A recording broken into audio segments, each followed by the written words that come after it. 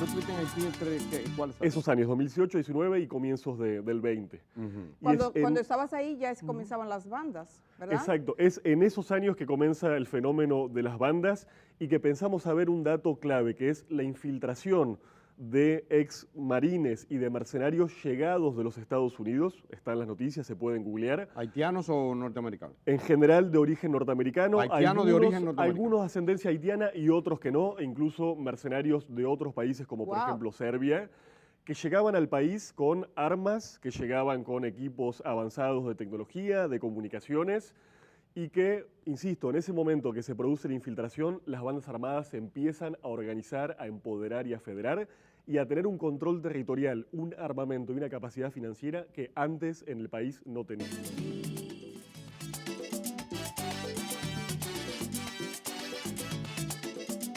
En el día de hoy se conoce en San Pedro de Macorís la solicitud de prisión preventiva a otro docente que acusan en esta ocasión de acoso sexual contra otro estudiante. Un estudiante de 12 años en San Pedro de Macorís que se suma a estos casos que desde hace algunos días vemos en la prensa e incluso de parte del propio Ministerio Público. También en esta provincia, en San Pedro de Macorís, lamentablemente vimos el caso de una estudiante en una escuela de esa provincia, donde también, de acuerdo a lo que ella indica, 2 profesores abusaron de ella. Algo que uno lo pronuncia estas palabras y se queda completamente atónito al ver esta realidad que lamentablemente enfrentan algunos niños en nuestro sistema educativo. Nosotros tuvimos esta semana al ministro de Educación, Ángel Hernández, y conversamos con él a propósito de este tema. Veamos lo que dijo en su momento el ministro Ángel Hernández con un tema tan lamentable como el del acoso y el abuso en las escuelas en República Dominicana. Hubo una denuncia en relación al tema e inmediatamente el director del distrito de la zona intervino.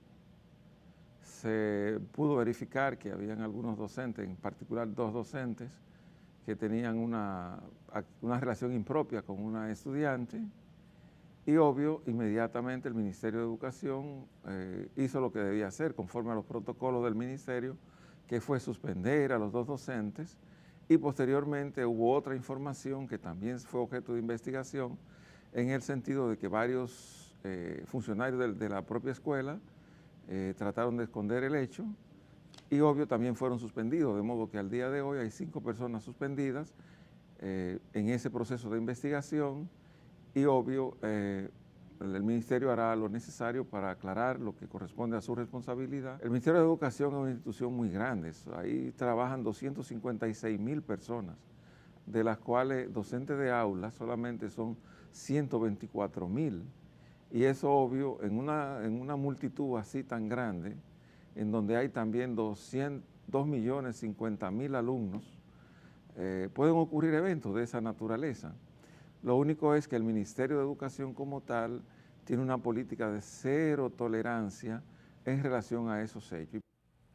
Lo preocupante de todo esto es que haya adultos que entiendan que está bien o que es normal decirle algunas cosas fuera de lugar a un menor de edad o a una menor de edad, adultos, y no cualquier tipo de adultos, porque hablamos de gente que está en las aulas, gente que se supone que los alumnos ven como ejemplo o que se supone que están ahí para guiar, para enseñar a estudiantes que simplemente van a esas instituciones a recibir el pan de la enseñanza.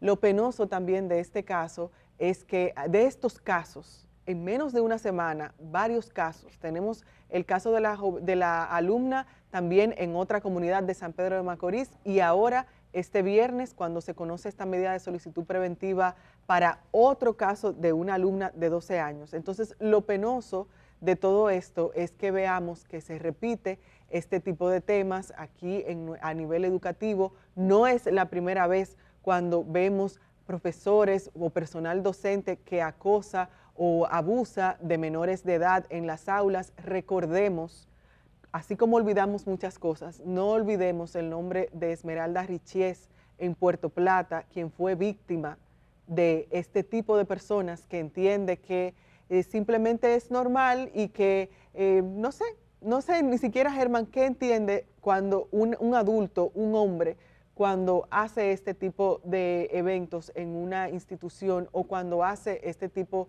de actuaciones en contra de un menor de edad? No piensa en su hija. No piensa en absolutamente nadie. Y es muy lamentable, de nuevo, que esto esté pasando en nuestras aulas, porque además del abuso, además del acoso, los estudiantes aquí en República Dominicana la tienen muy difícil, porque tienen que enfrentarse a un sistema deficiente, tienen que enfrentarse a aulas deficientes y a todo un entorno deficiente que al final los únicos que no salen beneficiados son ellos. Así es. Yo quiero referirme ahora, Indira, a lo que está pasando en el Congreso Nacional. Por fin la sociedad dominicana comienza a hacer conciencia y comienza a pronunciarse sobre una inmoralidad y un abuso de poder como el que hacen los congresistas dominicanos al autoaprobarse privilegios que dan vergüenza, que no tienen cómo explicarle a su hijo, a su amigo, a su vecino, a su profesor o a su alumno por qué lo hacen. ¿Cómo es que yo apruebo para mí mismo un privilegio? Una exoneración, por ejemplo, de lo que estamos hablando, exoneraciones de vehículos de manera ilimitada. Entonces, al menos ahora comienza un debate, pero la sociedad tiene que empoderarse hasta que lo quiten. Basta ya de ese abuso. Es una ley promulgada por, como dijimos ayer, bueno, cuando Balaguer, que le daba esa exoneración, luego los demócratas, porque estamos hablando de un dictador ilustrado como Joaquín Amparo Balaguer, el Balaguer, ¿verdad? Que dijo, bueno, está bien, una exoneración para que traigan un vehículo, pero después los demócratas del PRD, del PLD, se la ponen ilimitada años después, los 90, ¿verdad? Y ahora ya sabemos la vergüenza que traen Lamborghini, dígame las marcas buenas, McLaren, ¿cuáles son las marcas? Porsche, ¿cuáles son las otras marcas? Audi, en fin, carro que usted, cuando lo ve usted dice, ¿y esto? La película yo lo he visto nada más, de carros de 30 millones de pesos, Hay un debate sobre esto, ya ha llegado al Congreso. Debo decir que ha habido legisladores que no han aceptado barrilito y que no han cogido ese tipo de exoneraciones. Los hay, excepciones. Ricardo, José Horacio, por ejemplo, Rodríguez. Juan Dionisio Restituyo, el ingeniero Eduardo Estrella, otros. Antonio Taveras, de diferentes partidos, gente que ha dado ejemplo de decencia al menos, pero no. La mayoría no. Entonces, llega el debate allá, en efecto, dice ayer, primero Victoria ayer, que yo me engañé porque dije, mira, está un poco razonable está.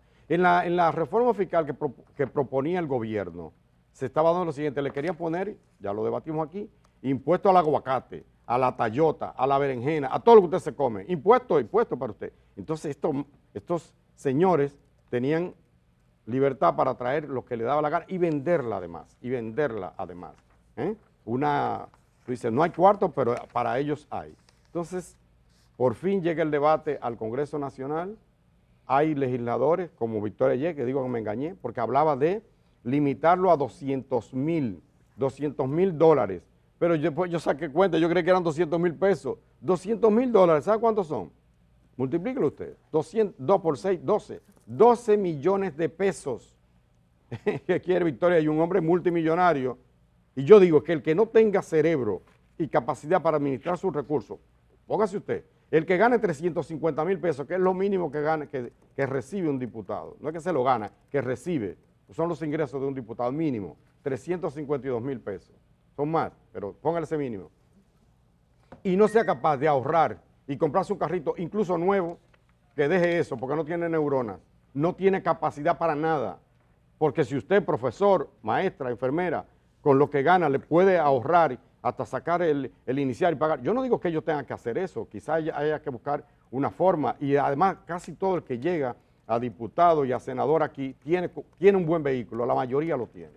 Tiene que ser de un estrato popular muy bueno. Pero ese Victoria Y, que tiene millones que no sabe cómo contarlo, propone que le den 12 millones. 12 millones. Hay otra más razonable, de la Fuerza del Pueblo, Victoria Y del PRM, esa del Fuerza del Pueblo propone, es más sensata. Dice, no, vamos a bajarlo a $150,000. Multiplique $150,000 por 60, redondeando. 9 millones de pesos propone Celine Méndez. Qué graciosa, simpática. Pero hay otros, peor. Hay otro del PLD, por ejemplo, dice Elpidio Báez, son los que hablaron ayer con la prensa. Elpidio Báez dice, es un derecho adquirido. ¿Quién dijo que es un derecho adquirido? ¿Quién lo dijo? Soraya Suárez del PRD, tú dirías, bueno, esta señora de Santiago dice, no, si nos quitan la exoneración a nosotros, que le quiten el barrilito a los diputados, a los senadores. Así ese tipo de legisladores que nosotros tenemos, ese tipo de legisladores. La verdad que ha llegado el momento que la sociedad, e insisto, PRD, PRM, Fuerza del Pueblo, el PLD, la Iglesia Católica, los mormones, los catecúmenos, los evangélicos, los testigos de Jehová, la sociedad civil plena, usted, los sindicatos, todos tenemos que unir las voces, nuestras voces, para exigir que se elimine ese privilegio irritante.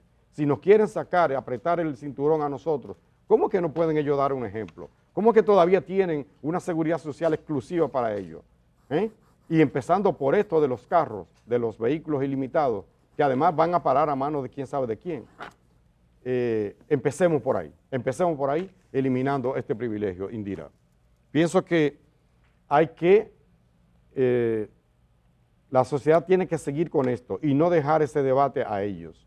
El PRM puede y debe promover la eliminación de esto. No necesita ni siquiera consenso con nadie. Así como no necesitaba para imponer una, suerte que la sociedad se levantó, para imponer una reforma fiscal que casi asfixiaba a un sector, sobre todo sector productivo y clase media de la República Dominicana, ahora para hacer algo noble, algo correcto, no necesita consenso de nadie, mi querida. Es así. Bueno, tenemos un corte sobre esto, ¿verdad? Un anuncio. Breve. Tenemos un anuncio que va a hacer Ana Galván, que está con nosotros aquí, y vamos a escucharle. Ella viene con una buena información que queremos compartir con todos ustedes. Adelante. Gracias, así es. Hola, buen día, Ana. Buenos días, gracias. El Instituto Dominicano de Aviación Civil, en el marco de la conmemoración del Día Internacional de la Aviación Civil, pues ha desarrollado una serie de actividades. Esas actividades contemplan una ofrenda floral y posteriormente una misa con todos los actores del sector aeronáutico. El viernes 6 de diciembre, entonces, concluye con todo lo alto con la gran feria de empleos del sector aeronáutico dominicano, donde más de 25 empresas del sector estarán ahí captando capital humano. A propósito que recientemente se firmó el acuerdo de cielos abiertos y sin dudas República Dominicana va a demandar capital humano para poder responder a las necesidades que puedan tener las operaciones aéreas, que serán múltiples en lo inmediato. Así que invitamos a todos estos jóvenes dominicanos que están viendo este canal que concluyan, vayan a la Academia del IDAC, que eso se preguntarán dónde está. ¿Dónde? La Academia del IDAC está en las inmediaciones del Aeropuerto Internacional de las Américas. En vez de subir al aeropuerto, toma el desnivel y te desvía y ahí va a encontrar Ruta 66. Ahí está el Complejo Aeronáutico Dominicano. Excelente. Ahí tendremos más de 25 empresas del sector captando capital humano en un horario de 10 de la mañana a 1 del mediodía. Excelente, Tenemos Ana. tenemos transporte disponible para esos fines, por lo que le invitamos a seguir nuestras redes sociales, IDAC RD, ASCA RD, o llamarnos directamente al 809-633-1100, a la extensión 2500, y le estará dando todos los detalles. Juventud Dominicana, el sector aeronáutico espera por ti. Muchísimas gracias, Ana, por esta información que comparte con nuestra audiencia. Vamos a hacer una pausa y al regresar estaremos conversando con el abogado Francisco Álvarez. Con él vamos a conversar sobre el tema que tiene que ver con el secretismo, a esa propuesta que hace la Suprema Corte de Justicia, esa disposición de que los casos de corrupción se hagan en secreto, tranquilo, que no se sepa quién es el acusado, no lo podemos decir. Vamos a la pausa y con él estaremos conversando sobre este tema y otros.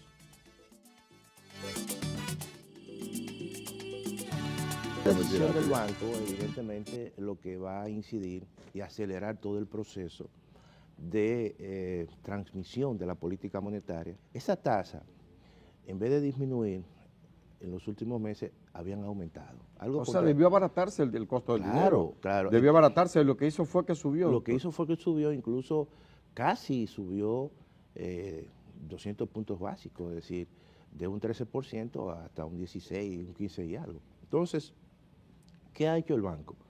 Como un mecanismo, obviamente, de acelerar y revertir ese proceso, entonces ha intervenido de manera más directa, a través de dos instrumentos que generalmente lo utiliza. Es la liberalización de 35.000 millones del encaje legal. El encaje legal no es más que una reserva obligatoria que tienen los bancos comerciales por cada 100 pesos o por cada peso. Por ejemplo, si de repente el banco dice que el encaje legal debe ser un 10%, por cada 100 pesos que te entre al banco, tú tienes que depositar 10 en el banco central, porque cada banco comercial tiene una cuenta de reserva en el banco. Esa es la garantía de los cuartos de los ahorristas. Y esa es la garantía de los ahorristas.